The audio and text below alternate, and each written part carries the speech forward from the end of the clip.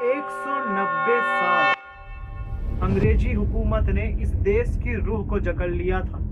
जहां के लोग हर रोज सुबह तो देखते थे, लेकिन सूरज अंग्रेजों का होता था और एक दिन उस सुबह ने खून से इतिहास लिख दिया। 1910 का भारत अंग्रेजों का भारत था। वो दौर एक ऐसा वक्त था जहां हर एक भारतीय से उसकी जुबान छीनी जा रही थी, खेत लूटे जा रहे थे, उसकी पहचान मिटाई जा रही थी। दिल्ली से लेकर लाहौर तक हर एक चौराहे पे एक होर्डिंग टंगा होता था, जिसमें बड़े बड़े और साफ अक्षरों में लिखा होता था, dogs and Indians are not allowed.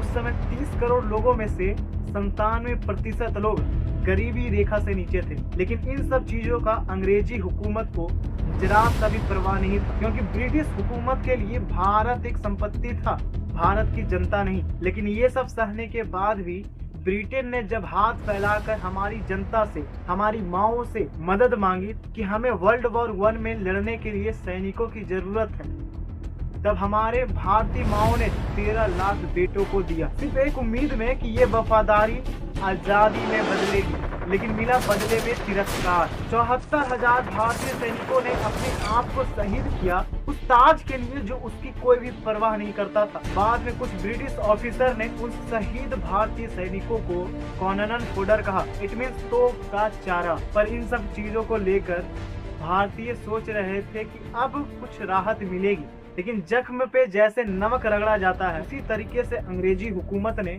हमारे जख्मों पे नमक रगड़ा। उन लोगों ने एक ऐसा कानून लाया जो कानून की चादर ओढ़े गुलामी का ताज था। ये कानून था, लेकिन इसमें एक चीज नहीं थी, वो था न्याय। ना कोई ट्रायल, ना कोई वकील, ना कोई दलील। जिसे चाहो जब चाहो जैसा चाहो उठाओ जेल में डाल दो।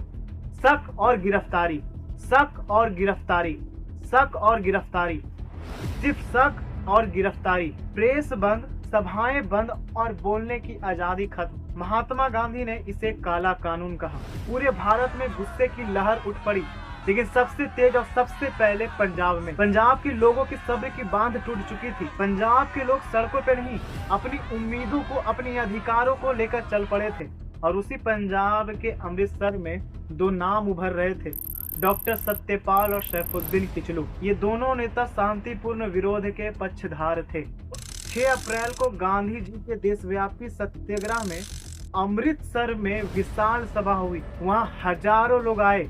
ना ही किसी के पास हथियार थी, ना ही किसी के पास डंडा, और ना ही किसी की जुबान पे कोई हिंसा थी। लेकिन तब भी ब्रिटिश सरकार ने इसे विद्रोह मान लिया। तब 10 अप्रैल 1919 को डॉक्टर सत्यपाल और सैफुद्दीन किचलू को गुप्त रूप से गिरफ्तार कर लिया गया। जब अमृतसर की जनता ने अपने नेताओं की रिहाई मांगी, तब उन निहत्तों पे गोलियां और डंडे की बारिश हुई। कई लोग मारे गए और शहर में कर्फ्यू लग गया।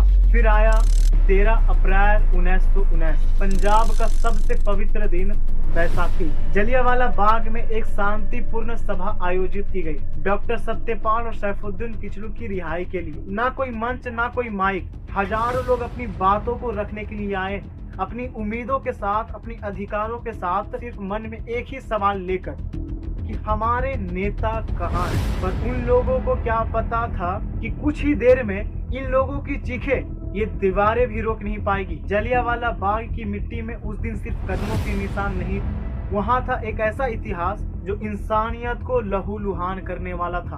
पर उन चीजों से पहले देश राहत चाहता था, पर ब्रिटिश हुकूमत लेके आई एक जहर, जिसने आजादी की हर सांस को संदिग्ध बना दिया। ये था कानून, लेकिन न्याय नहीं। ये आग थी जिसने जलियांवाला बाग को जला दिया।